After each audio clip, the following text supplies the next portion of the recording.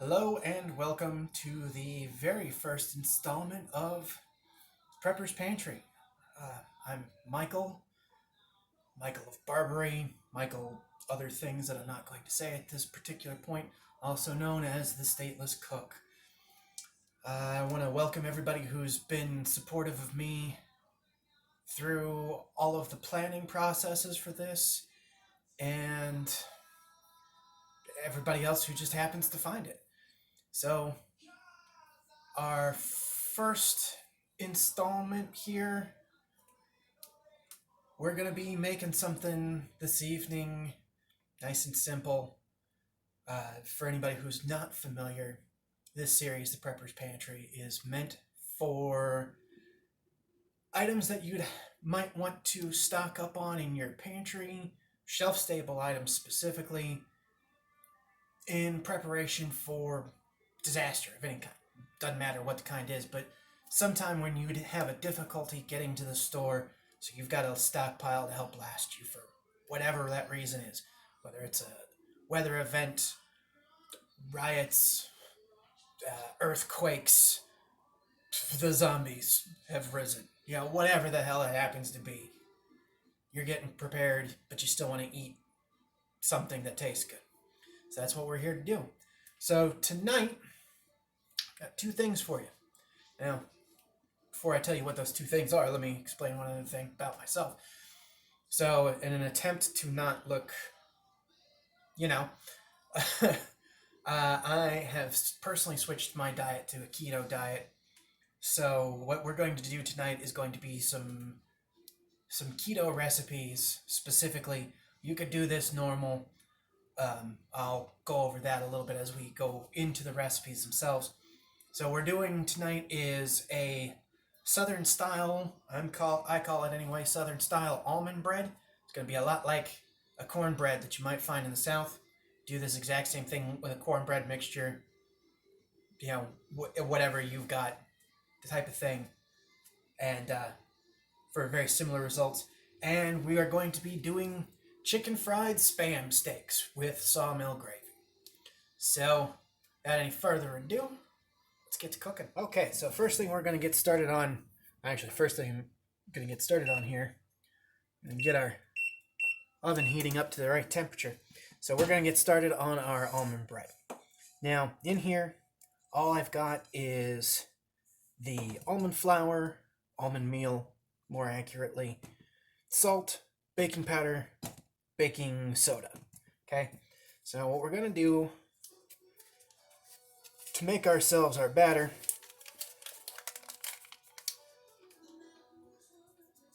we're going to take some butter, pretty decent amount of it. Then we're going to cut that in kind of like you would almost for making a biscuit. Now, you can do this with an electric, but sometimes that overprocess things.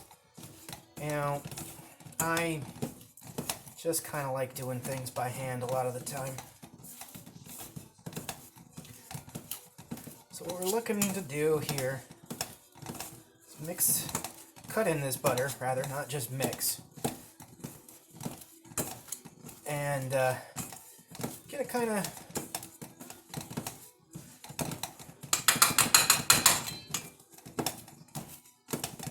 coarse consistency. We want the pieces of butter that are in it to be kind of small. Now, something you can do, and I've done this in the past with this particular recipe and it works pretty well, is you can just melt the butter and mix it in. I'm doing this because it should, at least in theory, if everything works the way it's supposed to, make the dough a little more, help it rise a little bit more with the butter being kind of spread through in chunks like that. As it melts and the moisture that's there turns into steam, then it'll help puff up the bread some. So then all we're going to do, got 1 egg, add that to it, and then 3 fluid ounces of evaporated milk. You want evaporated milk, not sweetened condensed milk, unless you want it to be really sweet, in which case then, use sweetened condensed milk all you want. That's just fine. So, then you're going to mix it all together like this. You're going to get a nice little batter. Okay, now, what we're going to do next, we have a cast iron skillet here. You'll be using a lot of cast iron with me. And that's not a bad thing. It's probably one of the best cooking implements you can get. So what I'm doing right now is I'm heating it up on high. I'm going to get this nice and hot before we add our batter to it. Now, so we'll just let that heat up for a couple minutes here. Okay, so you can maybe see it, maybe you can't, I don't know. Pan's actually starting to smoke a little, so we're going to pull that right off of there for a second. So we don't want it too hot, so otherwise it's going to start burning things. If you hear that rushing sound, I'm sorry, that's my exhaust fan. I'm trying to not smoke myself out here. So now this is a jar of bacon grease. This can just live right out on your countertop. Anytime you cook some bacon, drain the fat, strain it usually, help keep some of the particulates out. And just let it chill right there. Cook with it all the time. Okay. So, obviously, as you can see, that melted very quickly. You can just let that heat up just a little bit. A little bit more, I should say. So then we're going to take our batter. This is a little thicker than a cornbread batter might normally be. It's fine. You just have to fiddle with it a little bit more. And we're going to pour that right into the hot bacon grease. We're going to let it come right up the sides. Spread the mixture out to the edges of the pan as evenly as you can. Turn the temperature off underneath it. Perfect timing. Our oven just got hot. It's 400 degrees. Throw that in there. That's going to take about 25-30 minutes or so. Okay? So while that's cooking, we'll set a timer so I don't forget to check it, like I do sometimes. We'll move on to our country fried Spam steaks. So, now on to our country fried Spam steaks. So, cast iron skillet. You don't want a ton of oil when you're doing this. That's one of the big mistakes you can make, because A, first off, as it heats up, the oil is going to expand some, and B, you don't want a lot left over because you're going to be making your gravy right in the same pan. That's kind of where the sawmill gravy kind of gets its flavor and everything from, in large part. Okay, so what we're just going to do, we're going to turn it on kind of low at the moment because we still have a little bit of prepping up to do, just so it can kind of start heating up a bit. Okay, so then what we're going to do, one good old can of Spam. Love it, hate it. Should be a staple in your prep pantries. Just take the whole thing right out. These are 12-ounce cans, so you want to get it. Setup's not the greatest. You're going to have to kind of forgive things a little, but you want to make steaks. So probably going to cut it into about quarters, lengthwise, widthwise, widthwise, height. I don't know, whichever way. Point of the matter being is, you want to get nice little slabs like that. Okay? Now we'll just set that aside for a second. Just a couple eggs. Eggs are probably about the only thing I'll be using throughout all of this that I refrigerate normally. And the thing with it is with eggs, especially if you get the brown eggs where the shells are still nice and thick, they don't have that protective coating washed off it yet, all that kind of fun stuff. You can keep them out of the refrigerator as long as it's not hot, like 80 degrees or something like that. Kind of a cooler, darker place for weeks. And then in refrigeration, they'll still probably, generally, they'll still be good for 2-3 months, typically. Like eggs last a small eternity.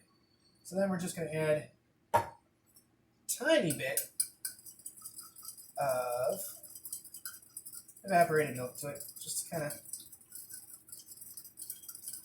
thin it out a little bit.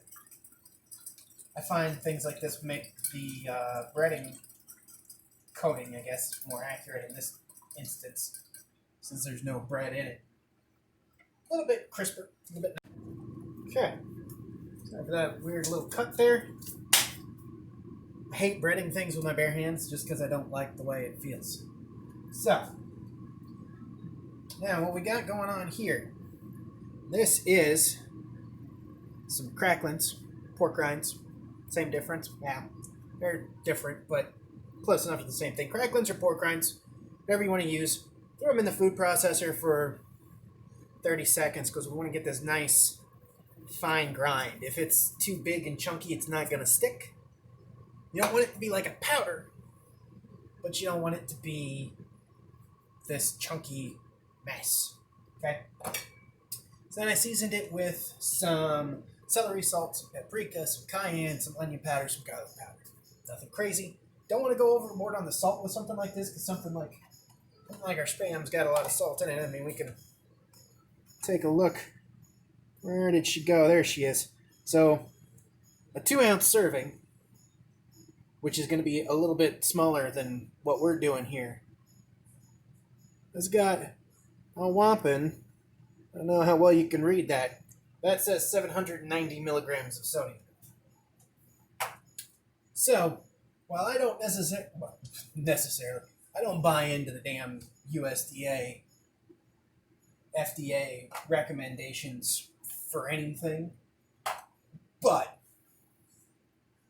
you don't need to go overboard on the salt. More importantly, just from a flavor perspective, meat's already got a bunch of salt in it. You don't want a bunch more salt in your coating mix to make it too salty, unless you really like salty things, in which case, by all means, salt the shit out of it. If that's your thing, I'm not going to tell you not to do it. It's just not my thing, so not going to happen. Okay, now, so I've turned our heat up a little bit here. Get this on into the area. It's just a plate with a paper towel to set things on after it cooks. One other thing I want to get out before we actually start cooking.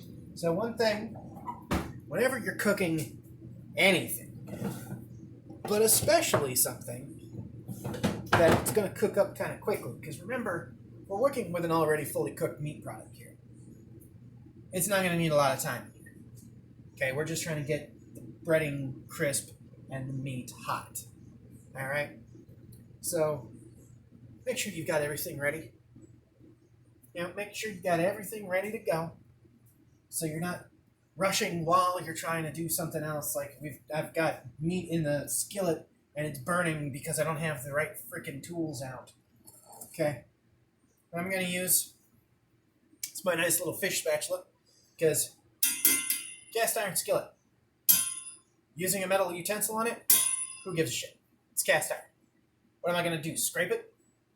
It's metal. some of the best cookware you can ever get. Okay, so fish spatula, because it's nice and thin, get underneath everything to flip and so forth. So, whenever you're breading anything, okay, dry hand, wet hand. This hand right here, the reason it's just kind of hovering here right now, while this one is doing something.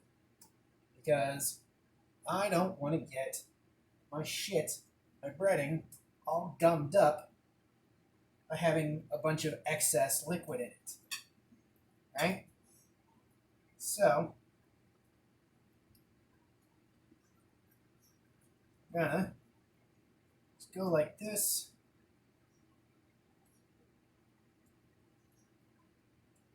Kind of gently pat.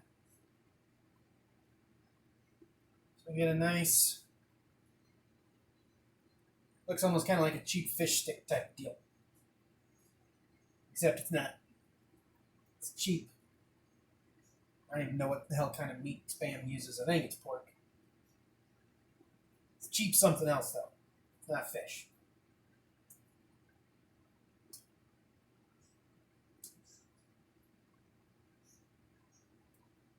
And you kind of, I don't know how well you can see it from there, but doing the best we can. I'll have a better setup eventually. Let the egg, that's the word I was looking for. See, I know words, it's all good. So let the egg kind of drip off a little bit so you don't have a huge excess dripping into your breading mixture. Now, as I'm sure you saw, I'm just sort of checking the heat radiating up off of this with the back of my hand. You can use, I mean, they make deep fry thermometers. It's not going to work very well on this because the oil is so shallow, but you still could. You know, I'm just kind of getting a feel for it off the back of my hand. The other thing you can do is drop a little crumbly in, see what happens. I know you can't see that very well right there, but it's just kind of real gently simmering, so we're going to let that heat up just a little bit more. Now, I don't even remember if I said this, but I'm going to say it again just in case I didn't. I'm using avocado oil in here. When you're doing something like this, you want something that's going to be able to handle high heat without smoking. Avocado oil is a great one. Canola oil, I know a lot of people don't like canola oil, and there's some moderately good reasons for it, some of which I don't know that I necessarily believe, but there's at least some data to back it up. Canola oil, peanut oil, soybean oil. I'm not a big fan of soybean oil, just sort of in general, but it is a good high temperature oil. Walnut oil does pretty well. I think coconut oil does as well. So a lot of the ones they tell you to use during keto, like I'm doing, pretty solid choices. Okay. I think we're probably, yeah, there we go. You can kind of see it start sizzling right away. What we're going to do is drop those bad boys on in. While those two get started, we'll finish up these other two slices.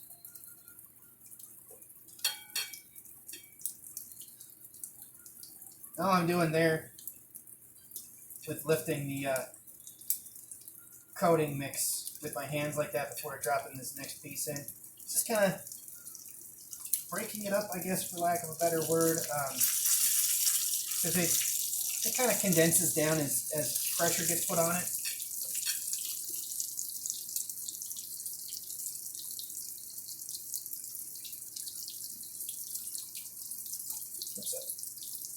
Slipping right out of my hands.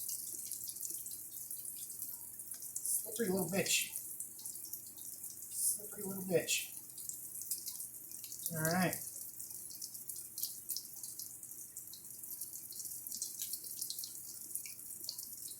Okay. Drop that sucker in there. And we're good to go now. I don't know how well you can see the smoke in the light. It is smoking a little bit, so we're turning the heat down some. We don't want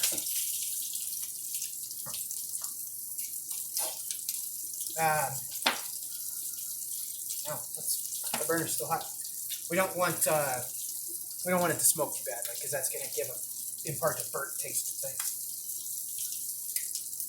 Now, the one downside to cast iron, over some other things, is it just continually heats up and heats up, heats up, and it can get pretty damn hot.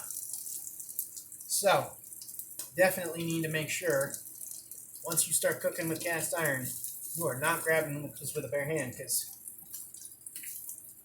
probably get away with it right now. That's already getting pretty warm.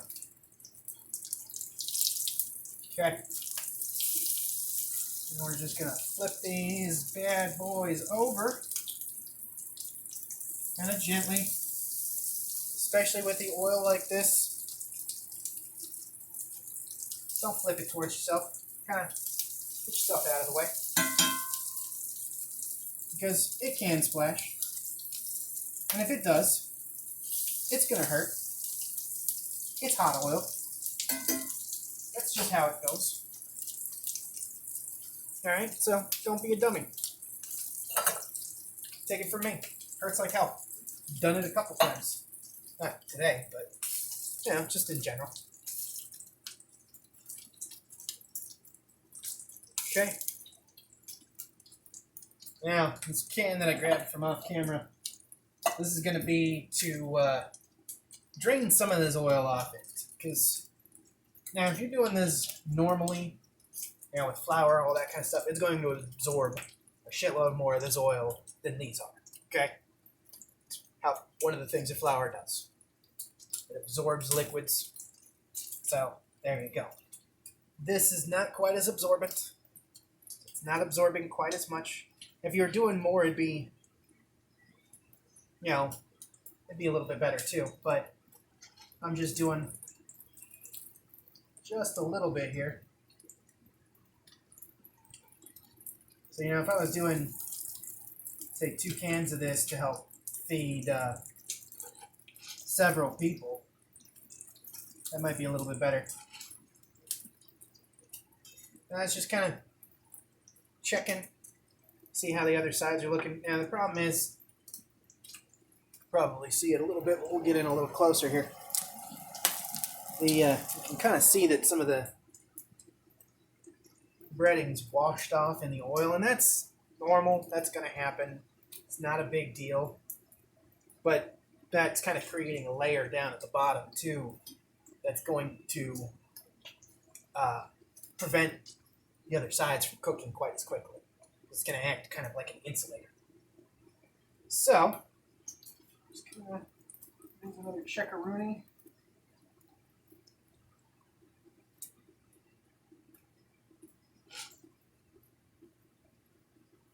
Definitely needs some more. Of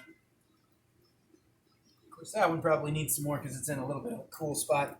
Burner I got this pan on is a little bit small for this cast iron skillet, but it's the biggest burner I got on this stove, so that's what I'm using.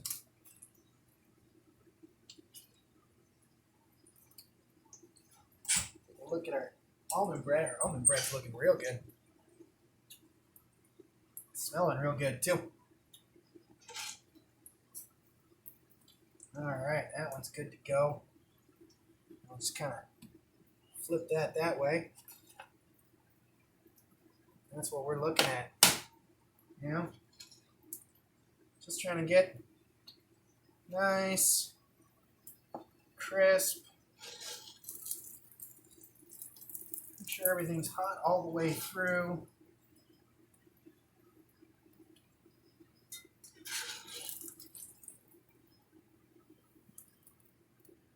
Okay. Kapow. All right, so now what we're going to do, I'm going to take this right over here, drain off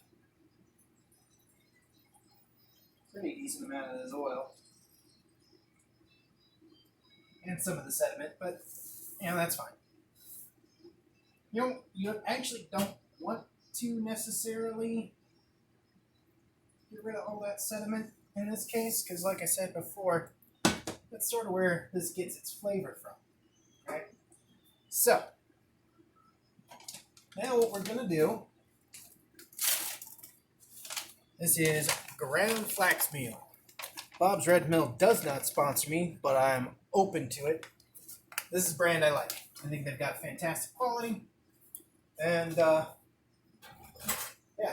think they make fantastic quality, like alternate meals, flours, that kind of thing. What we're going to do, throw 2 tablespoons of flaxseed in here, ground flax. Okay? And the reason I'm doing that is basically making a roux kind of different. Roux, for those unfamiliar, uninitiated, I'm going to pull that off the piece though, is a mixture of flour and butter, typically. You can make a roux with any other oil, but it's usually butter. That's been cooked and is used to thicken sauces. And we're going to use that to thicken our gravy. Now, one thing you have to kind of be a little careful with flax meal is it thickens kind of like chia seeds do. So it's kind of gelatinous. So you want to be careful how much you're using.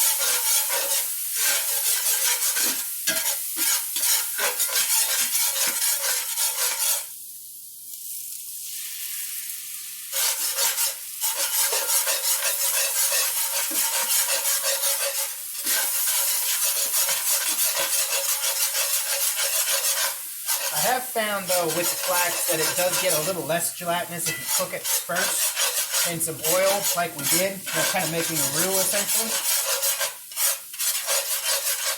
So now all I'm doing is I'm just adding evaporated milk a little bit at a time.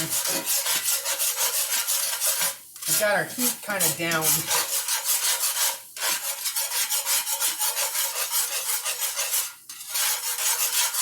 I've got it on a pretty solid low. It's on a 2. Add it a little bit at a time. Let everything incorporate. Now, it's not going to look like you might be used to seeing a sawmill gravy because we're using different ingredients. And also the paprika and such that I used in the coating mixture. I'm going to just go ahead and turn the oven off because, I'm pretty sure that's going to be done. I'll have to check it here in a minute. But yeah, so it's going to be a little more red maybe than you might be used to seeing. That's okay. And I'm turning as I'm adding milk to it, it's of course cooling it down, as would be expected. So I'm kind of turning the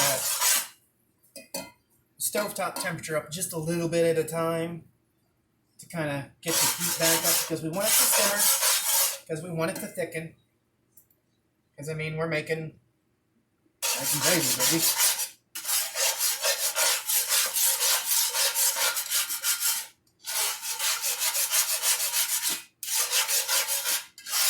Making gravy, baby. So that's what we're doing here. We're going to let this turn that all the way back up to medium at this point. We're going to let that simmer some. While that simmers some, let's get that a little more centered on the burner, though. Let's take a look at that. Take a look at that, my friends. That looks pretty dang good. Let's see here. I will just use a fork, I think. So, just want to make sure. See how there's nothing on there? See how there's nothing on there? That's because the batter is cooked all the way through. That is what we're looking for. I need to find a place to set this to cool, though. And that is a problem right now. I got too much stuff in the way. So what we're going to do, we're going to get ourselves a handy-dandy dinner plate. Oop. There we go. And look at that, too. That is one of the beauties of cast iron. So all I'm going to have to do is wipe that out. And that's done. No water even needed. None even needed.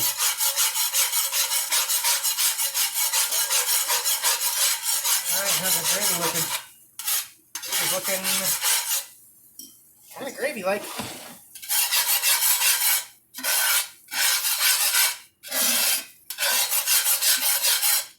Oh yeah. Looking kind of gravy-like, alright. Look at that. Look at that. Scrape it away. Leave it clear. It doesn't run right back in. Just needs the gravity kind of does it a little bit. We're going to add a skosh more. Let it simmer back down some. Now, you might be asking me, how much evaporated milk am I using in all of this? You know what? It's a pretty damn good question. You know what the other answer is? I don't really know.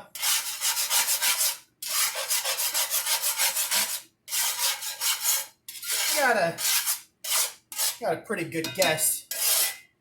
And I'll use that pretty good guess in the typed up recipe that I will be linking to in the description of all of this. But, you know, just if you don't feel like looking for links or any of that kind of horse shit.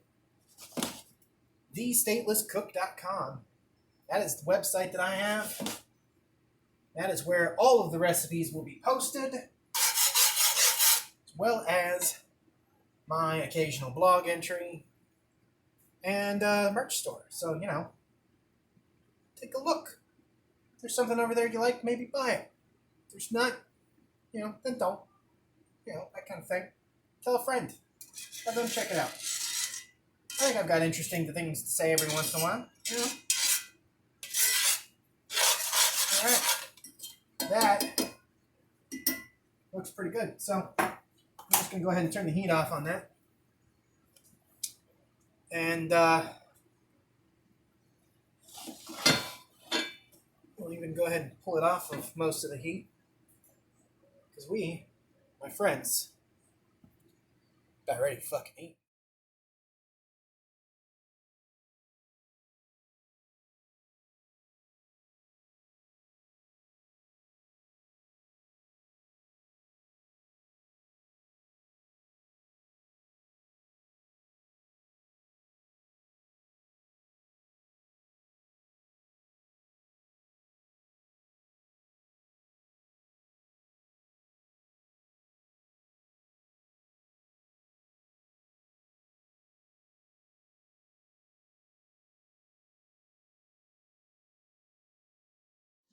So this is something that my mother taught me with her cornbread.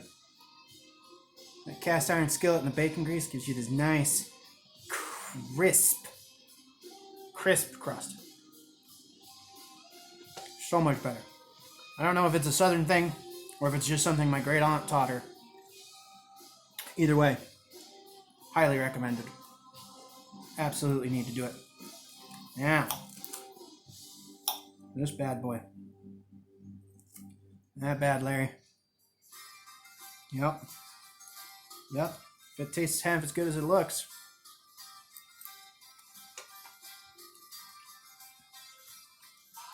It tastes better.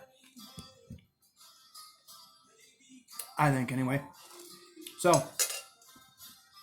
there we are, boys and girls, ladies and gentlemen. Very first Pepper's Pantry with the Stateless Cook. Hope you enjoyed it. And till then, have a great dinner. See you next time.